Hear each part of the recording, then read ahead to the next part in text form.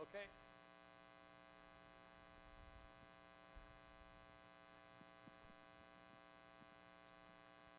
Okay.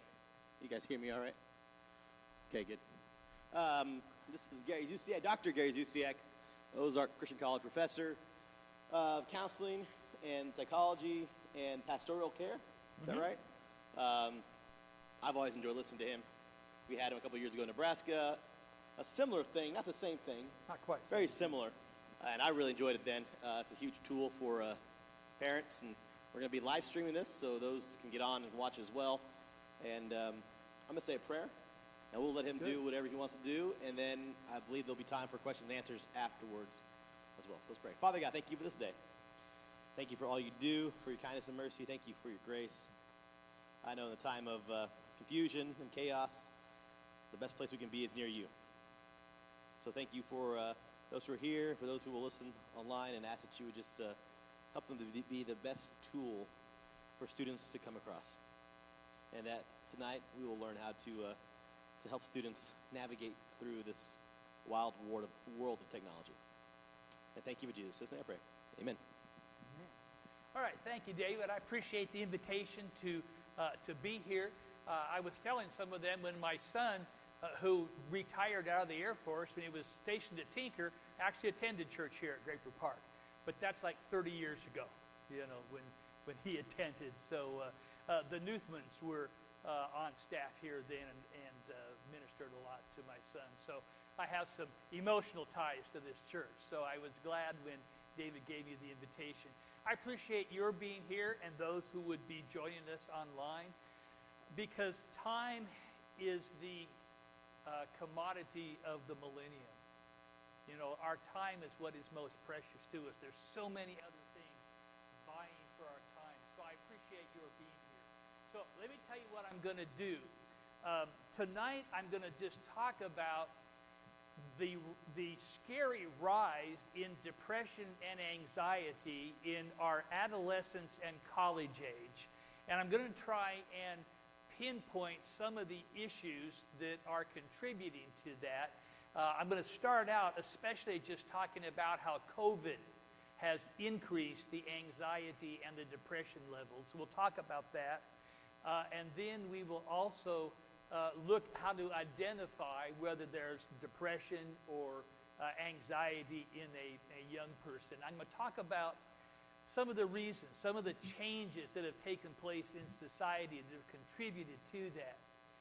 And then tomorrow, I am specifically going to talk about how technology has contributed directly to the rise of anxiety and depression in adolescence, especially in adolescence.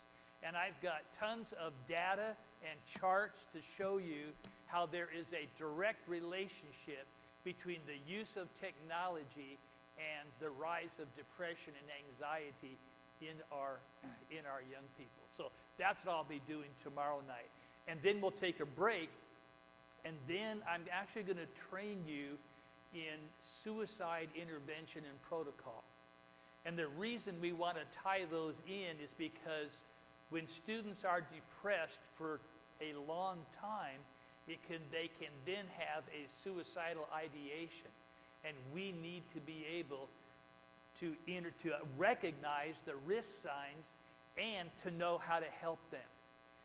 You may be shocked to learn that suicide is the number 2 cause of death in young people ages 12 to 24. Homicide is the 3rd cause of death. Suicide is the number 2 cause of death among adolescents. Car accidents is number 1. So this is a real issue, a real concern. So that's what we're going to do, and it's actually a nationwide certified program. You'll actually be trained in what's called QPR, which stands for Question, Persuade, and Refer. And that way, you actually get a certificate at the end of that training tomorrow night, because you will know how to identify the risk factors and the steps to take to keep that kid alive, and then to hand them off to a professional. And so the weight of keeping them alive doesn't fall on you. It falls on the professional who's trained on how to do that. So that's what we'll do the second half tomorrow night. So let me go ahead and get into this. This data is just 2 months old, this first here. And this is from the CDC, the Center for Disease Control. And in their latest research, they found more than 60% of young adults reported symptoms of anxiety or depressive disorder. And none of this is on your handout yet. This stuff is all free, no extra charge. All right, you know, when I get to the other stuff, you'll know because it'll all be in bold for you. Anxiety, depression, suicidal thoughts. Though that's kind of the unholy trinity. Depression, anxiety, suicide. They're skyrocketing, directly related to the COVID-19 pandemic. And for some reason, young adults seem more prone to being affected by the pandemic than adults. And they're not exactly sure why. The percentage of Americans reporting symptoms of anxiety disorder increased threefold from March because of COVID. And depressive disorder increased fourfold, 4 times. When they did this research, they compared it to the year before, to 2019, and for 2020, the increase was 3 times and 4 times for that same period.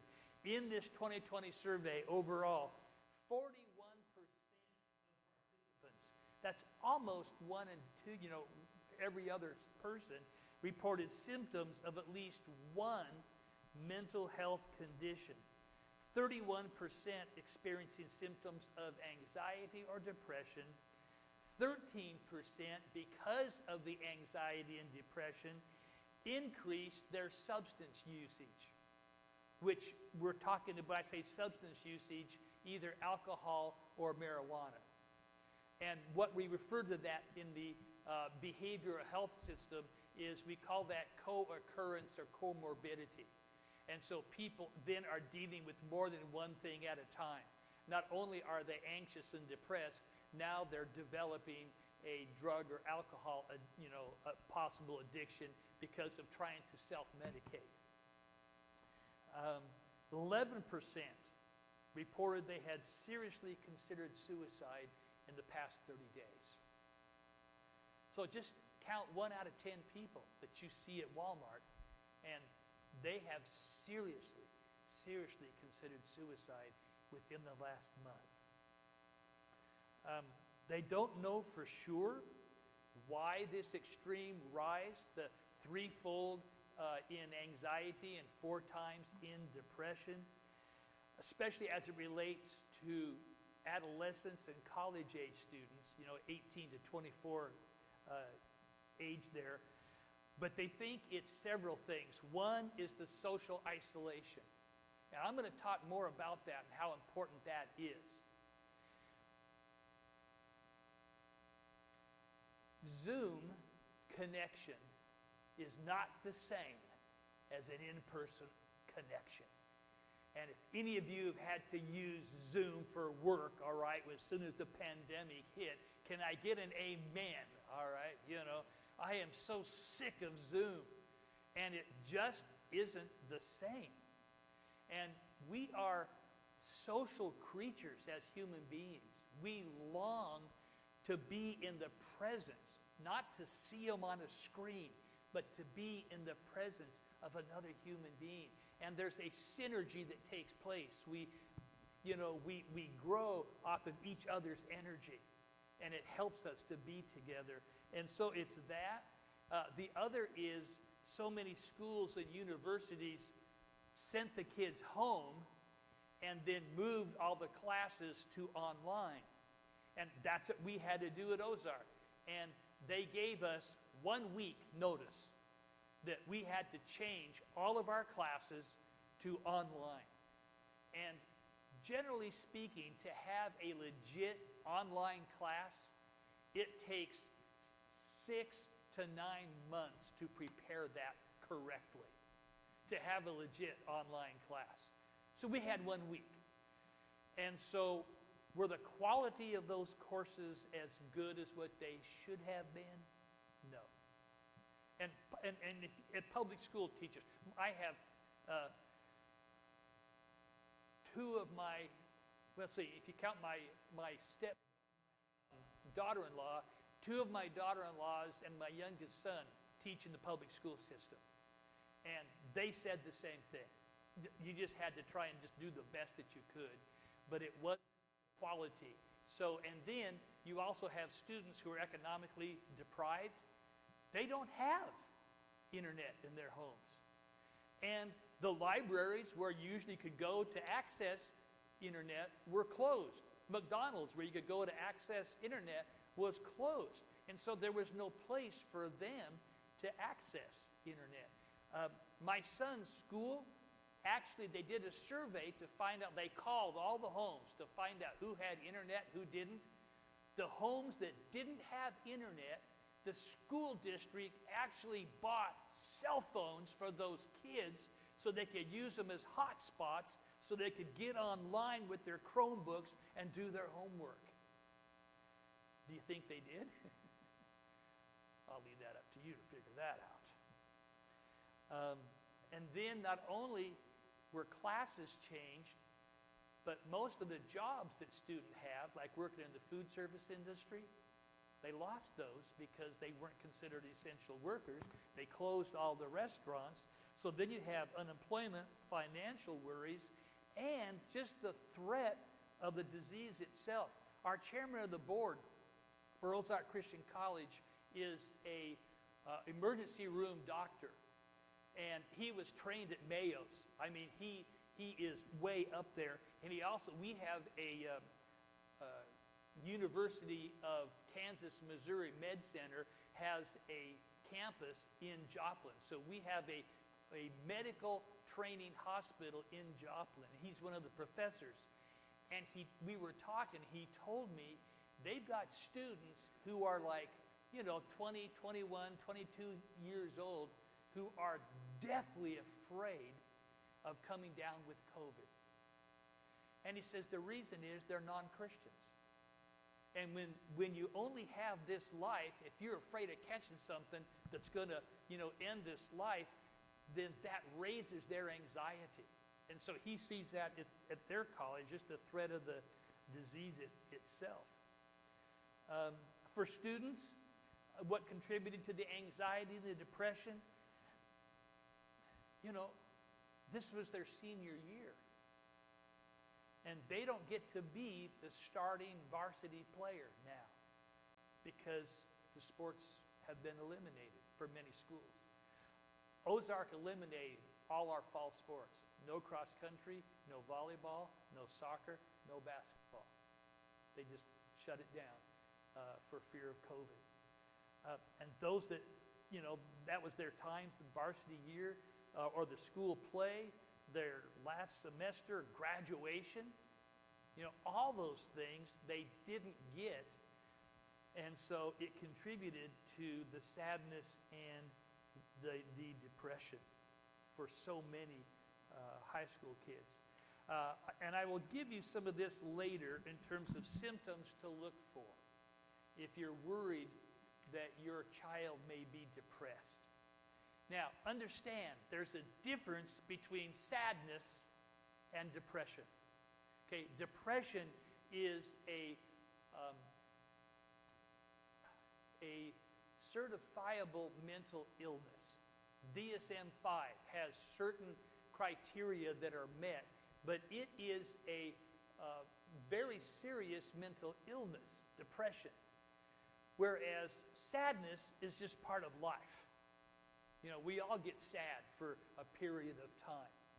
But you want to make sure that the sadness doesn't end up leading to depression. So I will talk to you some about that in terms of how to distinguish between, is my kid, and then the other thing is, if you have adolescents, they're just plain moody to begin with, all right?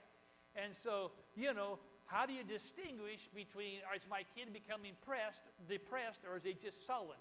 right now because he's a teenager, And so how do you differentiate between those? All right, let's go ahead and go to our presentation for tonight. That was just a little extra that I can share with you later. In the 1980s, at any given point, about 1 in 10 college students could be characterized as needing, wanting, or actually using some form of mental health treatment. Today, that number is now 1 in 3, with the trend line rising. So there's some prominent authors who have done research on this particular issue, on this rise in depression and anxiety and suicide among adolescents and college students. And Dr. Jean Twenge is kind of the foremost authority on iGen. iGen is the generation after the millennials. That's the term that's used, the iGen. So Dr. Twenge and her colleagues found that the rate of individuals reporting symptoms that are consistent with major depression over the past year increased 52% in teens and 63% in young adults over a decade, over a 10-year period. Girls more vulnerable than boys. And I will talk about why tomorrow, because it has to do with, it's directly related to social media. Because girls are much more relational than boys are. Boys are more activity connected. Girls are more social connected. And the social media thing is what is contributing to that, why they're more vulnerable. By 2017, 1 out of every 5 teenage girls experienced a major depression in the past year. Rates of psychological distress, which Twenge describes as feeling nervous, hopeless, or that everything in life is an effort, everything is just hard, rose by 71% among people aged 18 to 25. So just college students. Suicidal thoughts, plans, and attempts also increased. Death from suicide increased by 56% among the 18 to 19-year-olds between the years of 2008 and 2017. Now, I'm going to tip my hand here to excite you about tomorrow. So the increase between 2008 and 2017. Who can tell me what came out in year 2007? The iPhone is the answer. The iPhone came out in 2007. And Dr. Twenge has researched data that shows a direct correlation between the use of the iPhone and the increase in anxiety and depression among adolescents. Now, if you are in the behavioral health psychological field, you know that correlation does not necessarily mean causation.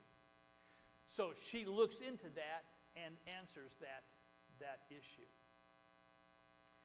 Adolescents are at the forefront right now of the worst mental health crisis in a decade. The rates of teen depression, suicide skyrocketing since 2011. iGeners are growing up more slowly. 18-year-olds now actually act like 15-year-olds used to.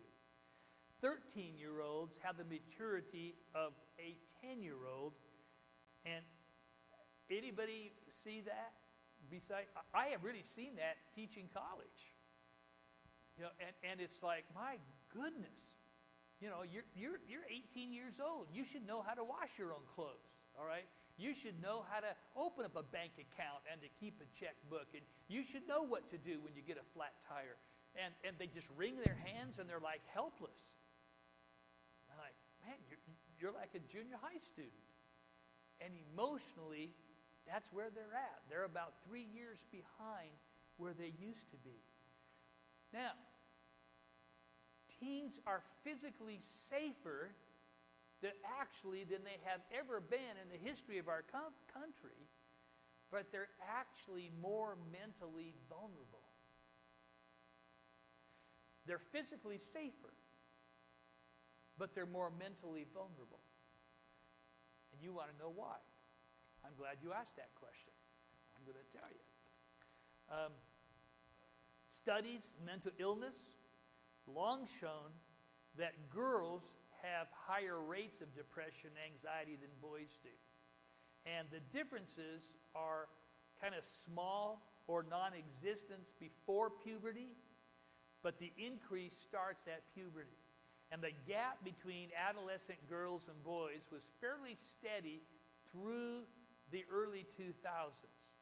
But by 2016, roughly 1 out of every 5 girls reported symptoms that met the criteria for having experienced a major depressive episode in the previous year. So this comes out of Dr. Twenge's book. And you can see the lines there, and how 2016, how the increase in depression went up in females. Alarmingly, the adolescent suicide rate has been increasing in tandem with the increase in depression. Since the early 2000s, start of the millennium, twice as many girls now in their own lives as in the year 2000. Males actually die by suicide 4 times the rate that women do. But women attempt 3 times more than men do. What do you think is the reason? Women attempt suicide 3 times more than men do, but men die by suicide 4 times more. Any ideas? Nope. Not because they're scared, because they actually make the attempts. Men choose more violent means. The number 1 choice for a male is a firearm. The number 1 choice for a woman is pills. And this is going to sound weird, but the reason for that it's a psychological reason. It may not make sense to you, but the women want to look good in the coffin. They don't want to blow their head off. They want to look good, all right, in the coffin. Guys don't care. But that's one of the reasons why. And men are just more comfortable around firearms, although that's changing. There are more women now who will carry and are more comfortable around firearms. So the rise in anxiety and depression has also been documented in the colleges and universities. Here again, this is percentage of college students who say that they have a psychological disorder. So again, you look at from 2010 up to 2016, it rises for everyone, but especially for female students. It reached 46% in 2013, 51% in 2016. So depression has skyrocketed in just a few years. And this trend that appears among blacks, whites, Hispanics, all the regions of the United States, across socio and economic classes, small towns, suburbs, big cities, on Tumblr, which is a micro-blogging site that's really popular with the teens, mental health mentions increased 248% between 2013 and 2016. So blogging is kind of like an electronic diary. But the difference is, in the old days, when you kept a diary, you wanted it private so that nobody else could read it. But now you put your diary out there for everybody to read it so that you can get lots of likes. And one of the things that they talk about is their mental health issues, their depression, their anxiety, their suicidal thoughts.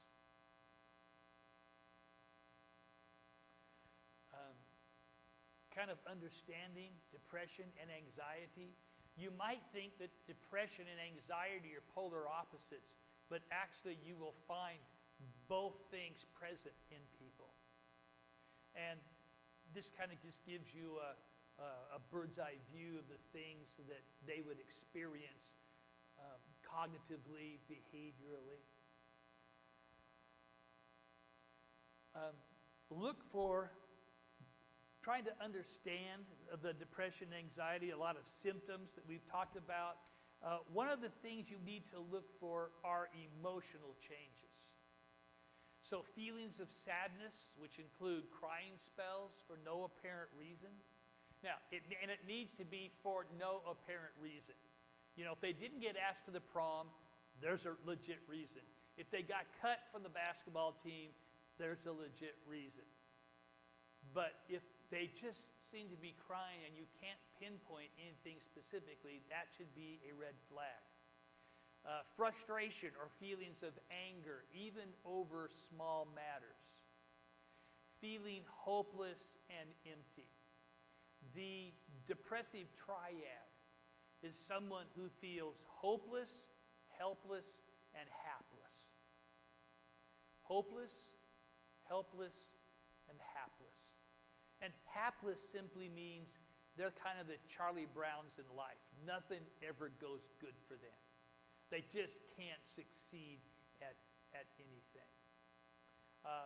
Irritable, annoyed mood, a loss of interest or pleasure in usual activities, a loss of interest in or conflict with family and friends, low self-esteem, feelings of worthlessness or guilt, fixation on past failures or exaggerated self-blame or self-criticism. Did you print off that one on cognitive distortion for tonight?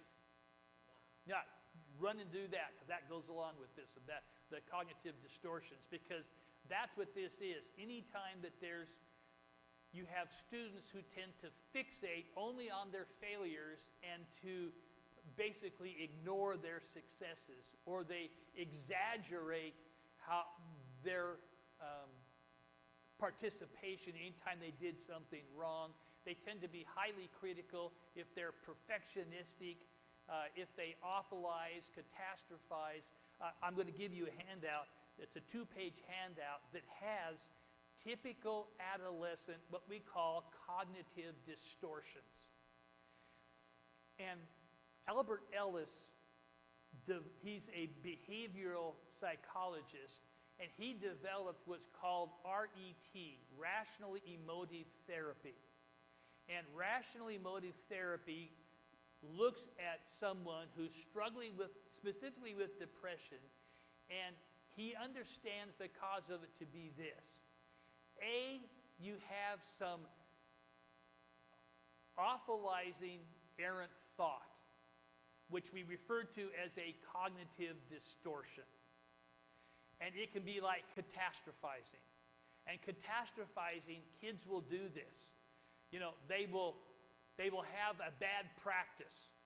And they'll go, oh my goodness, I couldn't make any of my layups, none of my layups. And the other kids laughed at me. The coach saw it. I know he'll probably cut me, and if he cuts me, then I'm not going to have any more friends. I won't be able to sit at their table. I'm going to have to get a different locker, and I'm going to... See how that goes? That's catastrophizing. You make it go worse than what it is. And there's a whole list of these cognitive distortions. When you have a cognitive distortion, when you have this irrational thought, it causes an emotional response, which is usually negative. That emotional response then produces a dysfunctional behavior. So they end up in depression or moodiness or the use of alcohol or drugs. The way you fix it is you don't try to just deal with the behavior. You have to go back to that distorted belief, and you have to identify it and correct it and replace it with a rational belief. And when you've replaced it with a rational belief, then you get a different emotional response, which then gives a healthy behavior. And so you have to help kids learn to identify their cognitive distortions. And they just pick them up from life. They pick them up from us. As adults, we have cognitive distortions. And they learn them from us. They learn them from society. Extreme sensitivity to rejection or failure and the need for excessive reassurance. Trouble thinking, concentrating, making decisions, remembering things, this ongoing sense that life and the future are grim and bleak. And especially if they are communicating frequent thoughts of death, dying, or suicide. Behavioral changes that you will see in them. Look for changes such as tiredness, loss of energy, insomnia, not being able to sleep, or sleeping too much. Changes in appetite, depressed appetite and weight loss, or increased cravings for food and weight gain. Use of alcohol or drugs, agitation, restlessness, pacing, hand-wringing, inability to sit still, or slowed thinking, speaking, body movements. Frequent complaints, unexplained body aches and headaches, include frequent visits to go see the school nurse, social isolation, poor school performance, frequent absences from school, less attention to personal hygiene or appearance, angry outbursts, disruptive, risky behavior, other acting out behaviors, self-harm, cutting, burning, excessive piercing or tattooing, making a suicide plan or a suicide attempt.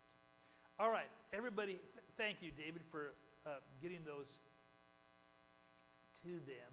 Let me just clarify some of these for you now that you can see them. So these are typical cognitive distortions for teens.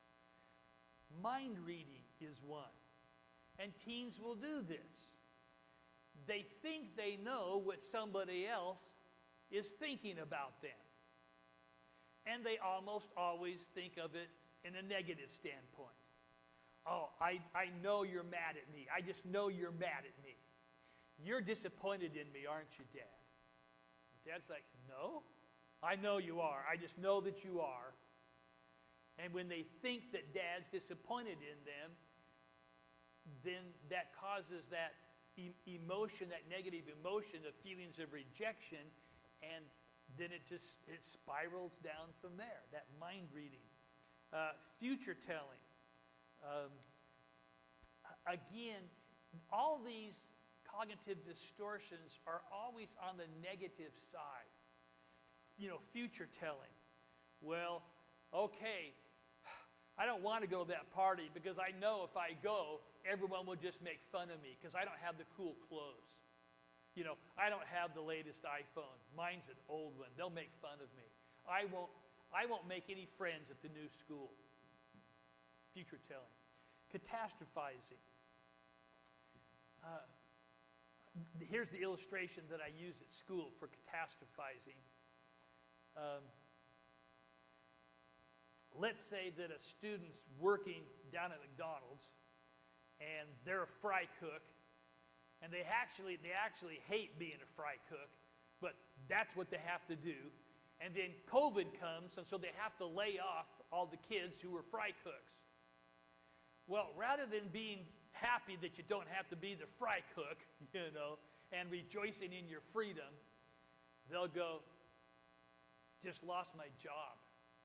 And it was even at McDonald's. Who loses a McDonald's job? I'll probably never get another job. Nobody will want to hire me now. I'm probably going to end up homeless, living in a box down on Main Street. See how that's how they think. They just catastrophize. Labeling. Again, usually it's not other people, but they might label you as parents. And they're going to label you as unrealistic, demanding, uncaring, mean, cruel, because you make them actually help wash the dishes and make their beds and do the laundry, horrible, cruel things that you're doing with them. Or they will label themselves.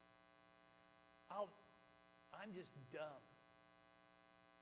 I'm disgusting. I'm ugly. I'm fat. I'm clumsy.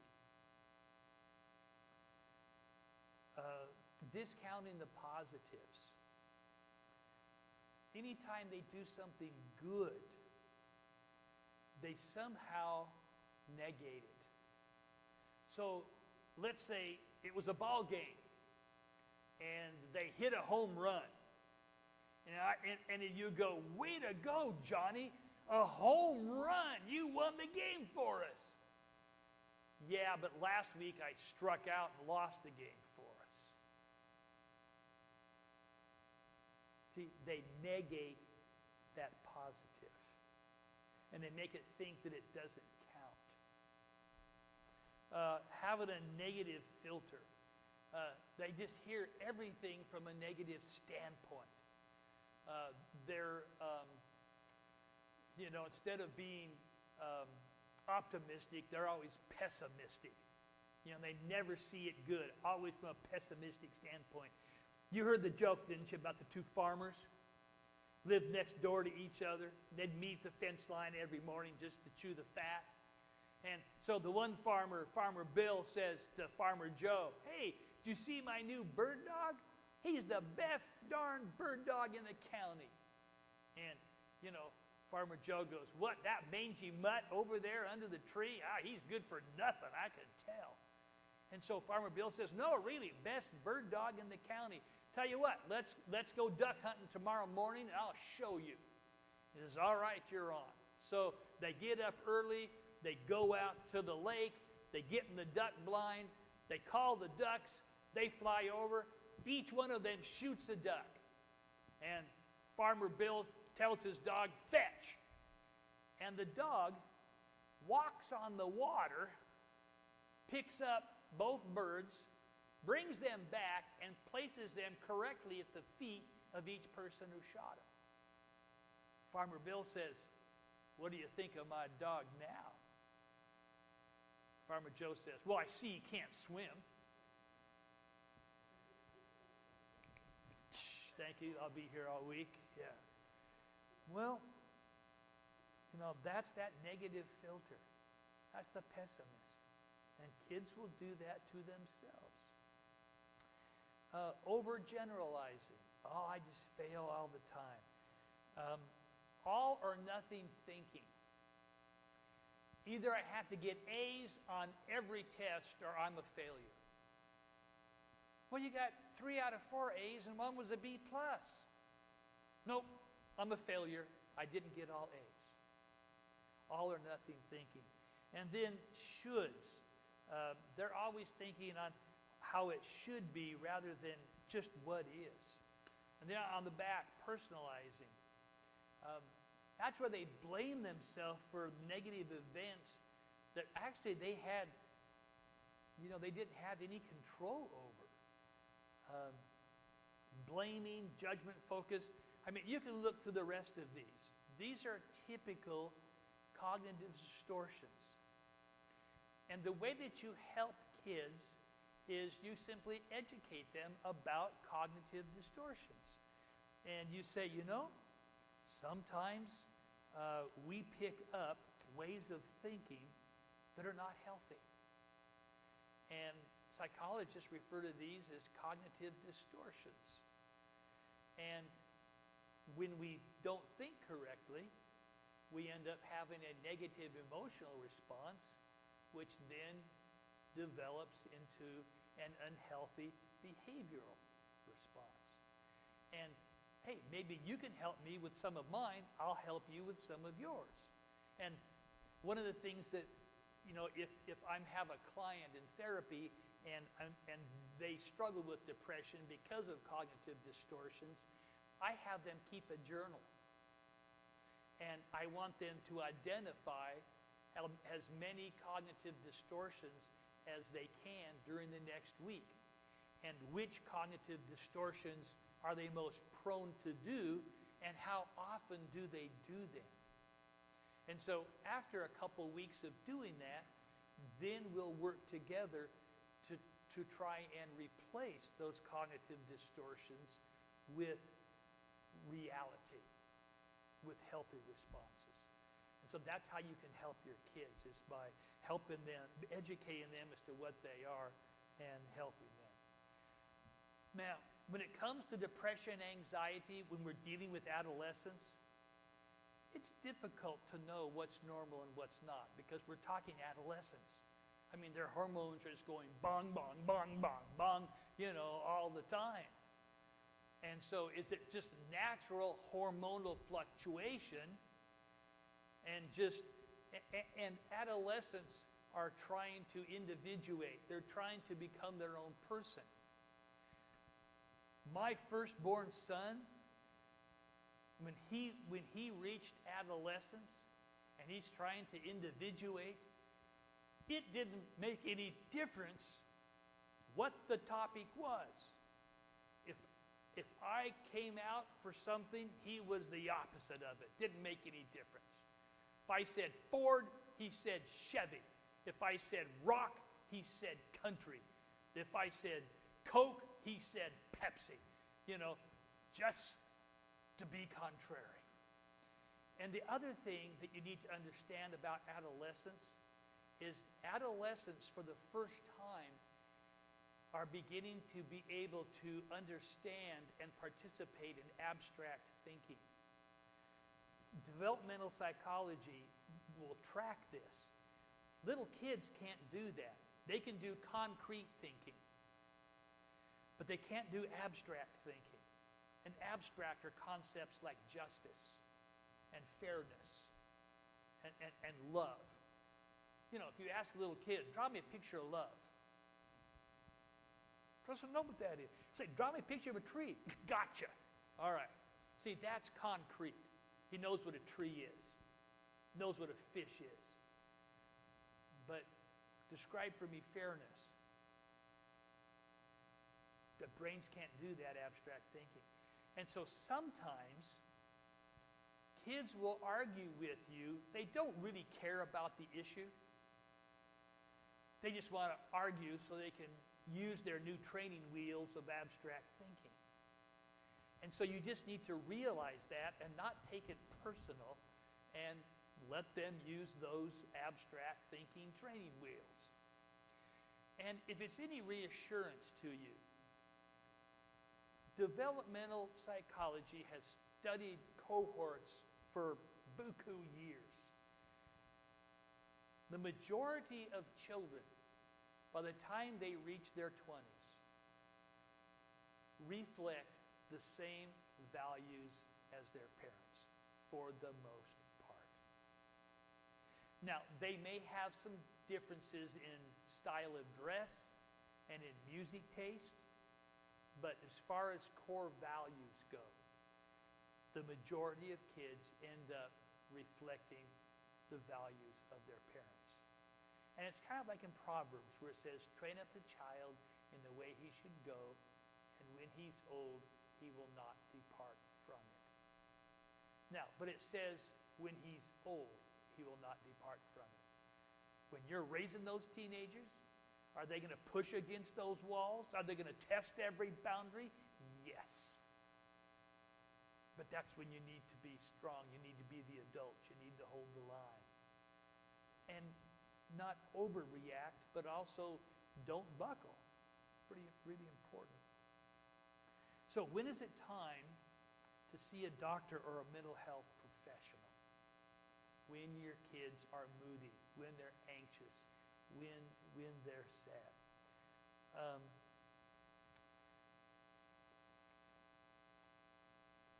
Basically, when the anxiety and the depressive symptoms continue to the point that they are now interfering with your teen's normal life. In behavioral health, we call these ADLAs. That stands for Adult Daily Living Activities. ADLAs, Adult Daily Living Activities. Well, what's an adult daily living activity? Well, the first one is you got to get out of bed in the morning. And then you have to go brush your teeth. And then you have to take a shower. And then you put on deodorant. And then you get your breakfast. And then you catch the bus. And you go to school and you participate in class. And then you might do an extracurricular thing. You might be in band or drama or basketball or volleyball. And then when you come home, you interact with mom and dad and your siblings, and you watch TV together or play a game together and do your homework. And, you know, that's adult daily living activities. That's for adolescents. When they can't get out of bed, when they have somatic complaints that do not have an organic base. And what I mean somatic complaints, when they have physical illnesses, they got stomach aches, they got headaches, that you've taken them to their primary care physician, and there is no physiological reason for them to have headaches or to be that tired. Now, you do want to take them to your primary care physician because there are some issues like low blood sugar, thyroid issues, and certain medications that you put kids on will affect mood and behaviors. You need to be aware of that. Depressive symptoms don't get better on their own. In fact, they get worse and they can lead to other problems if untreated. Depressed teenagers can end up at risk for suicide, even if the signs and symptoms don't appear to be that severe. So think about these things. When the fear or the worry are more than temporary with your teen. When anxiety doesn't go away. When the anxiety gets worse over time. When they're unable to function doing the tasks that are age appropriate, these ADLAs, adolescent daily living activities, when they can't do those. When it affects their eating, sleeping, other normal functions. So what's the diagnostic criteria? Anxiety has a number of symptoms.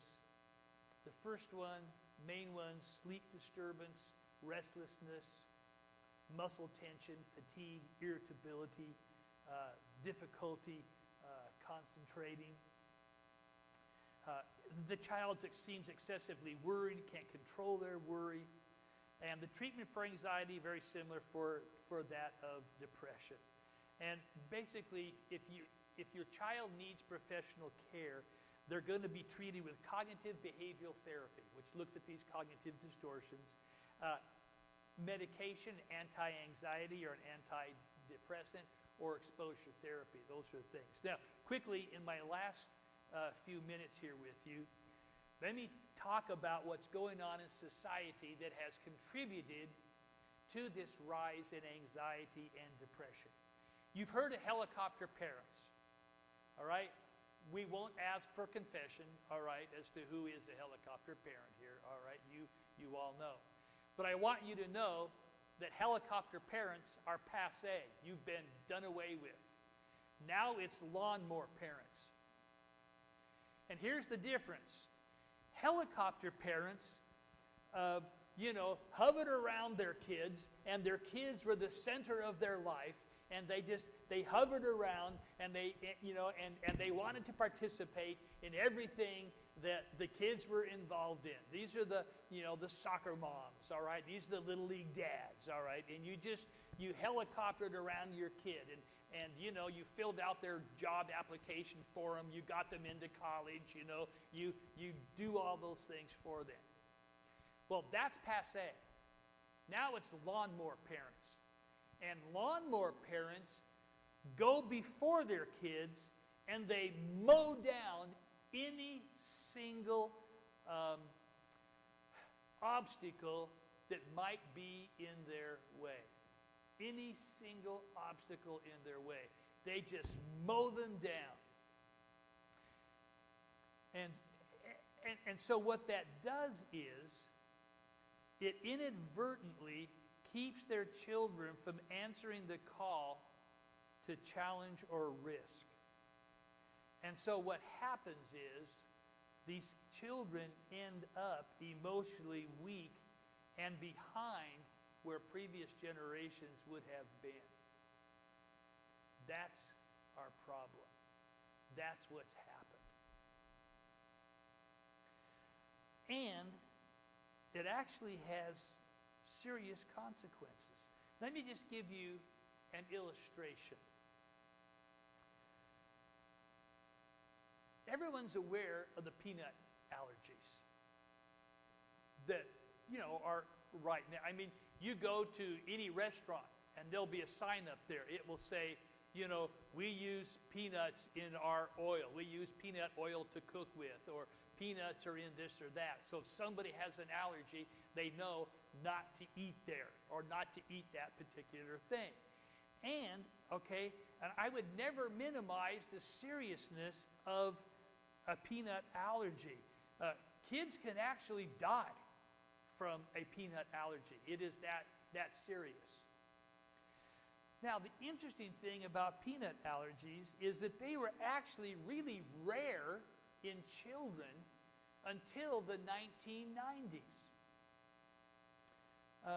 Up until that point, only about 4 out of 1,000 children under the age of 8 had a peanut allergy. But by 2008, using the same measure, the rate had tripled to 14 out of 1,000. Now, why? The American Pediatric Association was like, what's going on in our country that's making kids more sensitive to peanuts so that more kids are at risk? Well, what happened when we learned about peanut allergies? What was our natural response? Was to keep kids from peanuts and to not allow peanuts in the nursery and and in the home, because we don't want our kids to develop a peanut allergy. Seems logical, right? But that choice had serious consequences, because it was later discovered peanut allergies were surging precisely because parents and teachers were protecting their children from exposure to peanuts. In February 2015, a study was published, and it was based on the hypothesis that regular eating of peanut-containing products starting in infancy actually elicits a protective immune response instead of an allergic immune reaction. So what the parents were doing by trying to protect their kids actually was hurting them. Now, this ties in to another phenomenon that we see in life. There are 3 kinds of things in life. There are things that are fragile. They break easily. They don't heal themselves. So you have to handle them with care. This is stuff like your mother's china. All right? You don't just toss that around like Melmac, You handle mother's china with care, because if it breaks, there's no repairing it. There's other things that are resilient. It can withstand shocks, beaten up, tossed here and there. Think Tupperware, all right? Tupperware is resilient. Takes a licking and keeps on ticking. But then there's that third category, and we're going to call it anti-fragile. Anti-fragile things actually thrive on, and they require stressors and challenges in order to become stronger. And that's things like our immune system and our muscles. You know, if you go down to the health club and you work out with weights, what happens to your muscles? And if you do it regularly and you increase the weights, what happens? Yeah, you get stronger. That's what happens. Your muscles increase, you get stronger. You ever break a limb when you were a kid and have a cast on? Man, I did. I had like 3 different casts, all right? I broke my leg, my wrist, and my ankle. All right, I was a mess as a kid. And especially when I broke my leg, that cast was on for like 3 months because my growth plate was affected. And when they took that cast off, you know what it looked like? My leg had shrunk to what looked like it was the leg of someone that came out of a concentration camp, because I was not using that muscle. And we call that atrophy. It atrophied.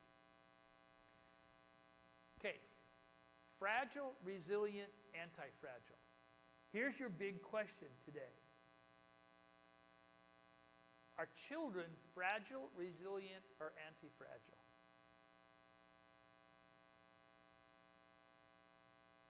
They're actually anti-fragile. And when you treat them as fragile, you do them harm. Muscles atrophy when they're not used and deprived of stressors.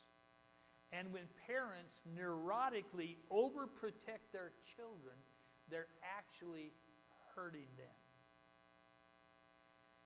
Given that risks and stressors are just a natural, unavoidable part of life, parents and teachers should help kids develop their innate abilities to grow and learn from those experiences. Let me just give you an example. When I was growing up as a kid, we had a wonderful neighborhood. We kind of, small town, kind of out in the country. And all of us boys in the neighborhood would get together. And, we'd see a tree. Well, I bet I could climb up to that limb. Okay. I bet I could climb up to the one above that. Oh, yeah? Well, I could climb up to the one above that. And then they fell out. Maybe a broken arm. So, what do we all learn? Well, we learn our limits, don't we? Better not go that high, all right, because look what happened to Jimmy, all right? Ended up breaking his arm. His mom was really mad at him.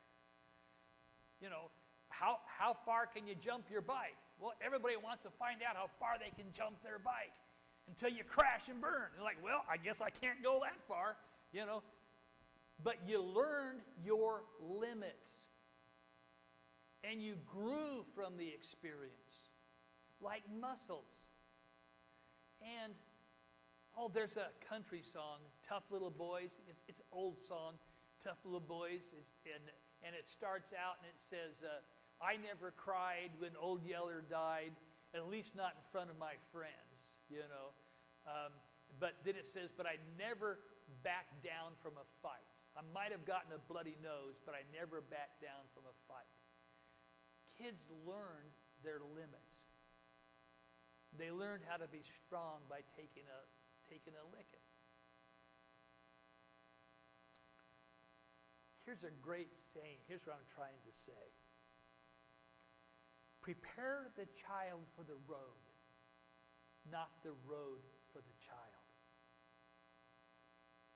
Prepare them how to meet any challenge that they might meet, rather than just trying to make sure that their road never has any bumps or potholes or steep inclines in it.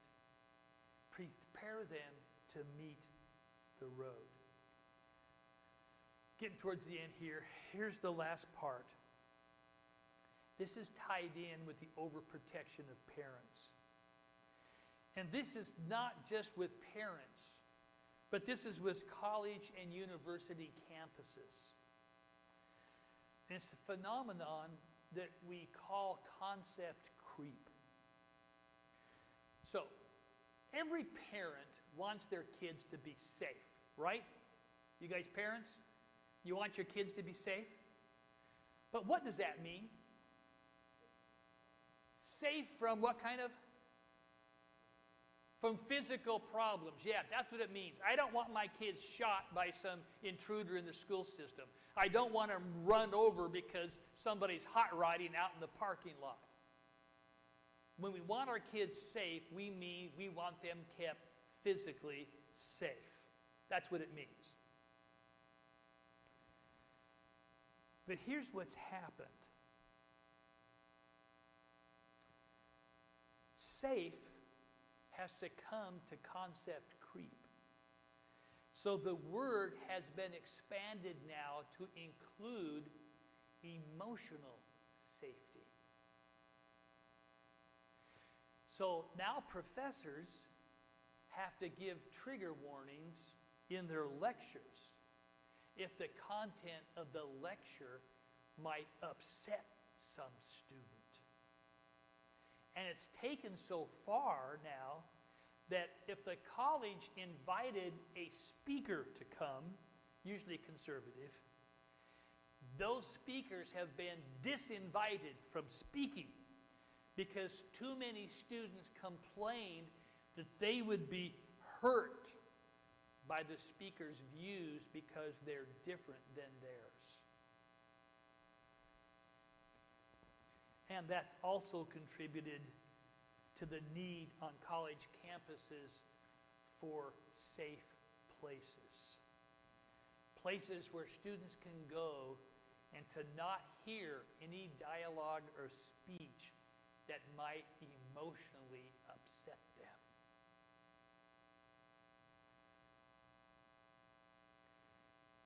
So, across the U.S., I talked about all these speakers have been disinvited. That disinviting has increased 800% since the year 2000. So a culture that allows the concept of safety to creep in so far that it equates emotional discomfort as the same as physical danger is a culture then that encourages people to systematically protect one another from experiences that actually are meant in daily life to make them stronger and healthier.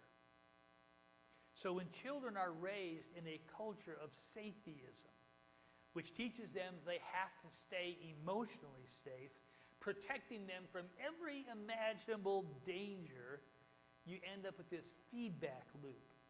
The kids become more fragile, less resilient, which signals to adults we got to give them more protection, which makes them even more fragile and less resilient. And when they're more fragile and less resilient, guess what? We have a rise in what? Depression, anxiety, and suicide. Exactly.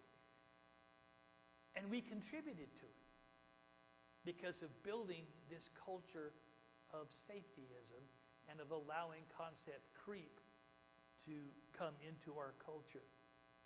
Psychology Today editor Hera Morano argues in her book, kind of a cool, A Nation of Wimps is the title of her book. Parental overprotection and hovering have made kids vulnerable so they don't learn how to solve problems on their own.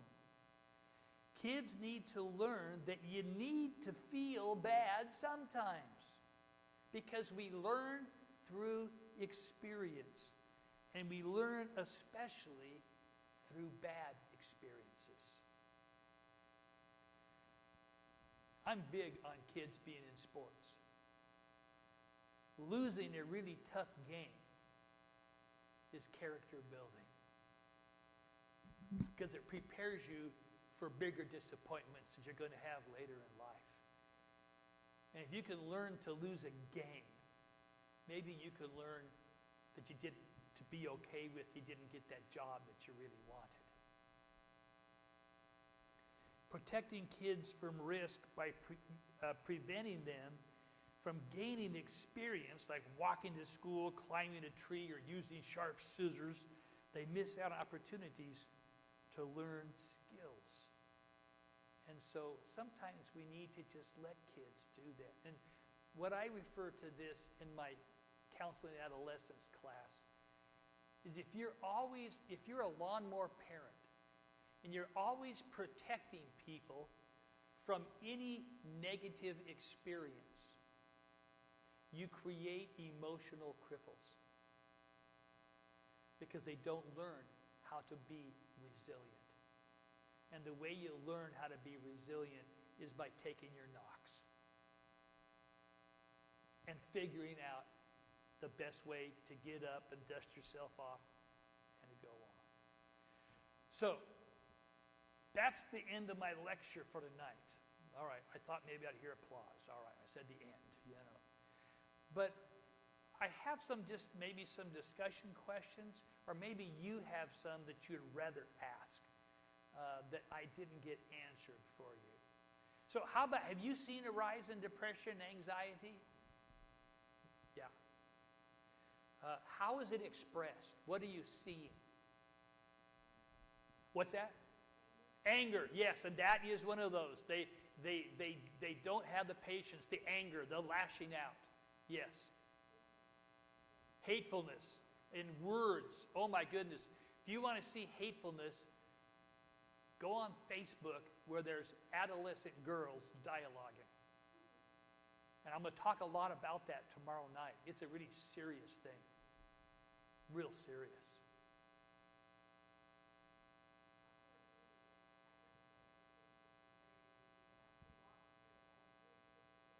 Okay, yes, very needy. Like, and when you said they need you to walk with them through every situation because they're too afraid to fail, or because they're just afraid, period, because when we did the lawnmower thing and they never faced any challenges, and now there's some challenges, they're like, well, I don't know how to face a challenge like that. I've never had to face a challenge, so you had better walk with me and mow that thing down. Yeah. Yeah. What else have you guys seen? Those are all really good. I mean, they're good answers. They're not good things, you know. Anything else? What kind of things have you tried in order to deal with the problem?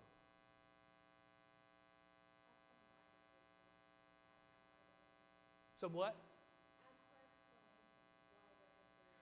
Okay, asking them, dialoguing with them. Is that what you're saying? Yeah, that's very good, to dialogue with the teen, an adolescent. Just talk to me. One of the hardest things to do is to listen non-judgmentally and to try not to fix it. As a parent, because we love our kids, we want to fix it. But remember, if you do that, if you fix it, you create an emotional cripple. You want them to learn how to fix it themselves, because that's actually better for their self-esteem, because then they feel capable. And so listen to them and dialogue with them and ask Socratic questions to help them figure out the answer on their own. But letting them know that as a parent, man, I'm right here with you. I'm supporting you. Whatever decision you're going to do, we're going to think through it together, but then I'm behind you, sweetie. That's really important to be able to do that. Do you guys think today's children are being overprotected? Yeah, I do too. How come? Why are we doing that? Society, and how did society get that way?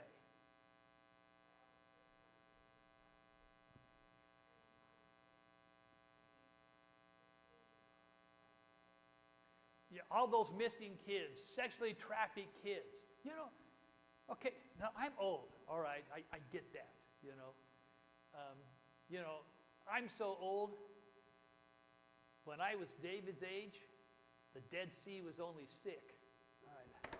Shh, thank you. All right. Now I lost my train of thought. How old am I? All right.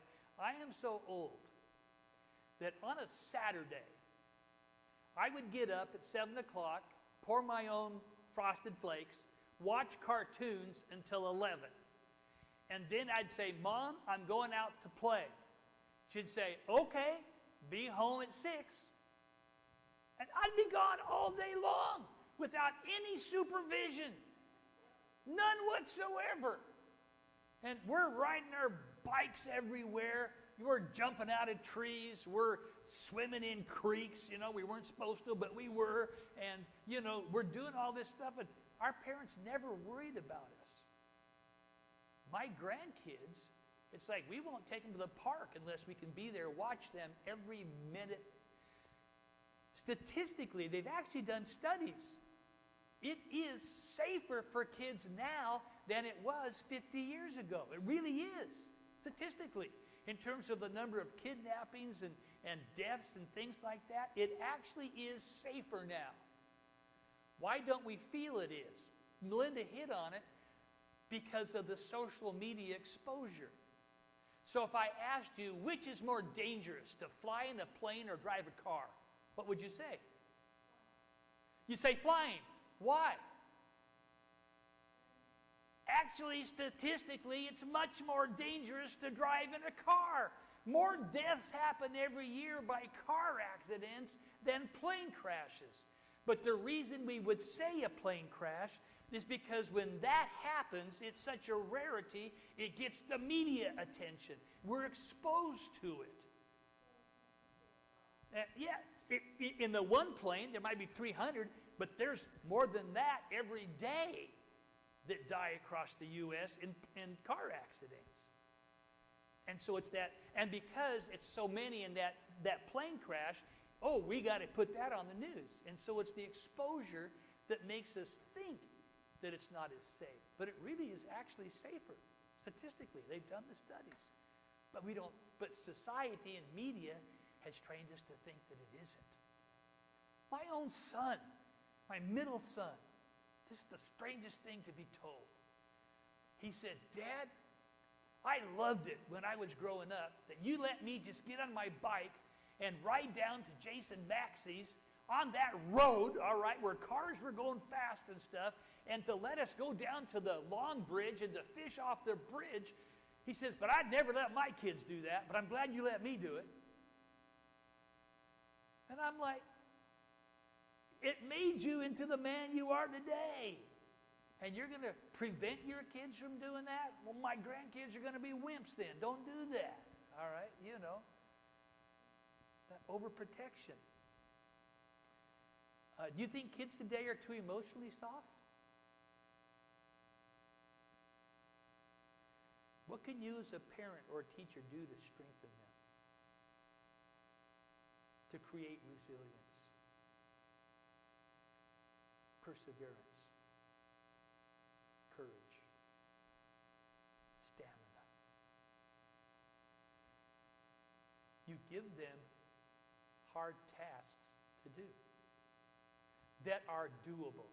Never give a kid a task that's impossible for them to do. But give them a difficult task that is possible for them to do. And they learn self-esteem. They learn perseverance. They learn character. I bet there's not one person in this room that knows how to ride a bike that when they first learned didn't crash and burn and skin your knees a time or two. And I remember crashing, crying because my knees were skinned and bloody, running back to Dad. Dad, I grabbed my knees. Shut up, son. Get back on that bike. That's the only way you're going to learn. If you quit now, you're always going to be afraid. Get up on that thing. Okay. I learned how to ride a bike.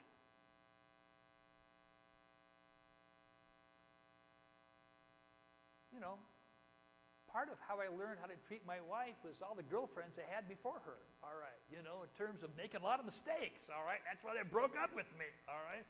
So I learned, don't act like that, don't say that, all right, don't do that. Crash and burn relationships until I finally learned enough I could keep one. I kept her a long time. It's 50 years, 2 months, all right. So, yeah, I got married when I was 12. All right,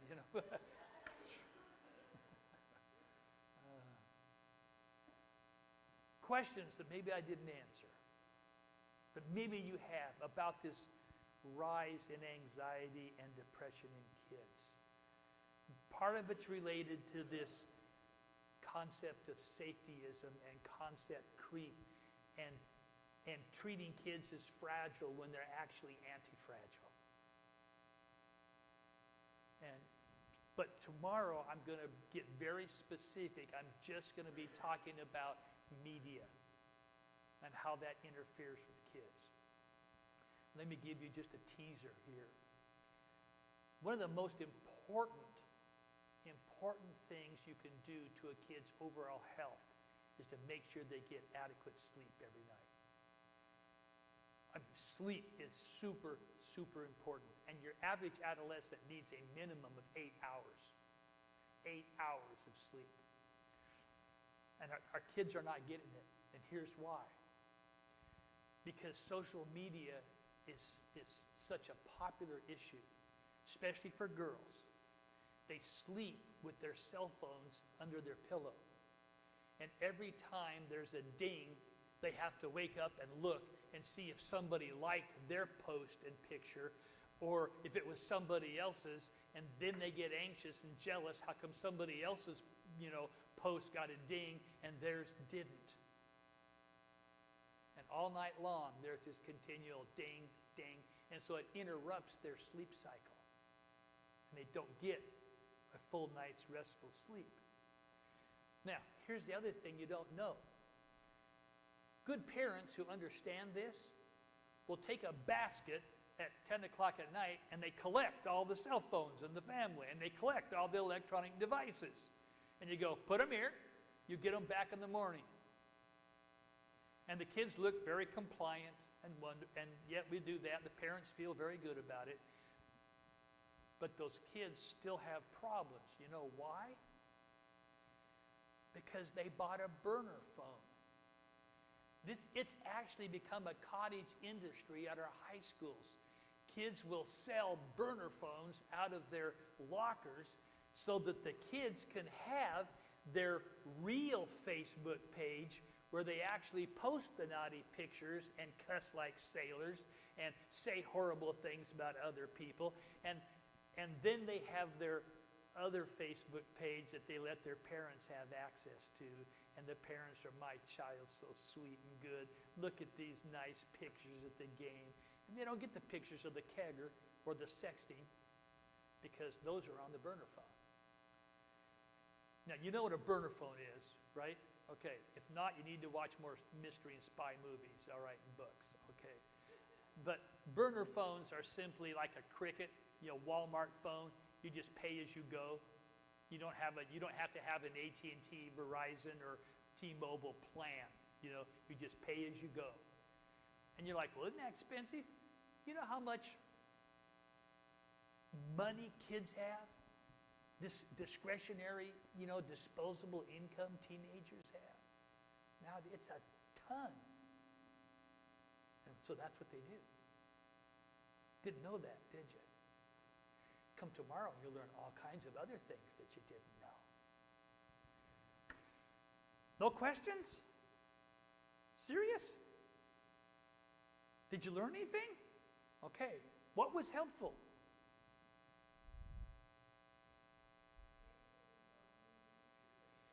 Yeah, absolutely. We need more mean teachers, so hold the kids' feet to the fire.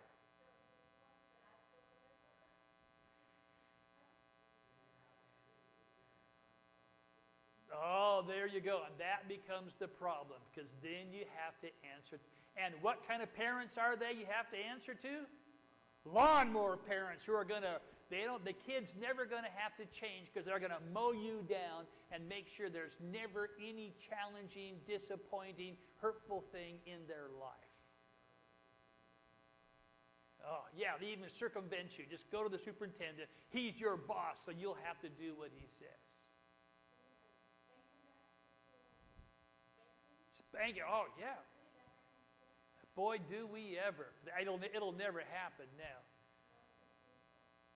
Because fear of being sued. And because, okay, we can't have our kids hurt. We want our kids safe. And instead of physically safe, emotionally safe. And you know how humiliating that would be if my kid got spanked? Man, I remember 5th grade, Mr. Culver. Mr. Culver had a boat oar in his closet. He called it Big Oscar. And whenever you got in trouble as a group, all right, he never used it on just an individual kid. But when me and Brent Weatherspoon and John Herman got in trouble, he laid us over a table in front of the class and whacked us with that thing, you know, so that the whole class could see it. I think he made sure that it just made more noise. It didn't really hurt that much, but it scared the snot out of me, you know, to be spanked with an oar. Wouldn't you love to be able to do that nowadays? But no, you don't dare. You don't dare.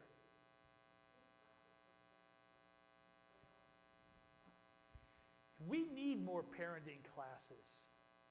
We really, truly do. And that's something that I do teach at the college, you know, just basic parenting skills. And this is some of the stuff that I teach, you know, about don't save your kids. Let them fail. That's the only way they learn. Don't be lawnmower parents. Be godly parents.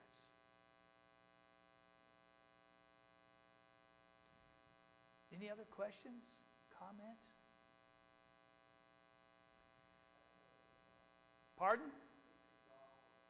Being a parent, being a teacher, it is exhausting.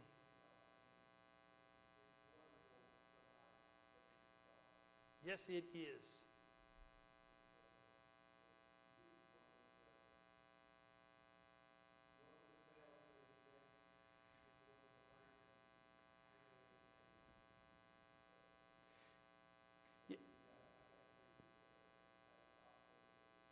Oh boy, yep.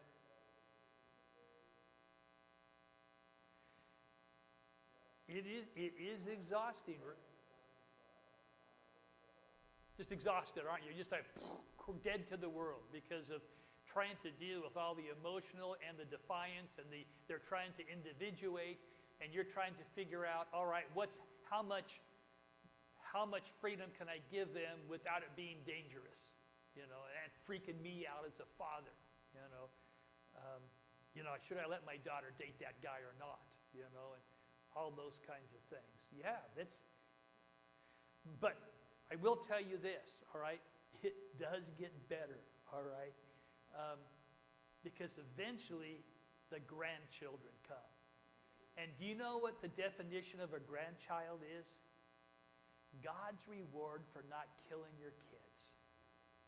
That's what grandchildren are. I've got grandchildren. My oldest grandchild is 30. My youngest is 5, you know. And so I've got them all in between, and they're wonderful. They're wonderful. My kids did take me to task one time, and he goes, Dad, how come you're so nice with my kids and you were so mean to me? And I actually put some thought to that. And here's my theological take on that. I parented by the law. I grandparent by grace. I mean, that kind of just summed it up for me, at least. I parented by the law, but I grandparent by grace. You know what I mean by that? So here's an example. If I told my kids, put that cup up there in front, don't put it here because you're going to spill it, all right? Put it up into the front of the plate. Don't put it here because you're going to spill it. Well, they're kids, so what did they do? They spilled it. And then what did I do? I went ballistic. I told you not to put it there, all right? I told you to put it up here. Now you've wasted the milk. Now when the grandkids are there, and I put it up here, and I tell them to put it up there, and they spill it. What do I say? It's okay. We got wash rags to clean that up. There's plenty of milk in the fridge. Don't worry about it. Well, I'm still paying for it. It's at my house, but, it just, I've gained perspective. It's not that big of a deal now, but when I was raising the kids, it was, I want them to behave. I mean, because I had doubly bad because they were preacher's kids. Everybody knows preacher kids are ornery, so I had to really make sure they weren't. Well, all right. If you don't have, I kept you a little over here. I'm sorry. But just consider that free, no extra charge. All right, David, any announcements or things you need to? What's our schedule tomorrow?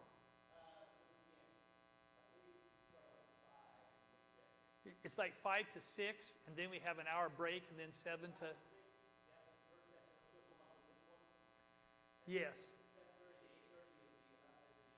Suicide intervention? Okay, yeah. And hey, invite all your friends, neighbors. Seriously, the suicide intervention, it is a national program, and you will learn how to identify kids at risk and what to do to save their life. And it's a very easy thing to do.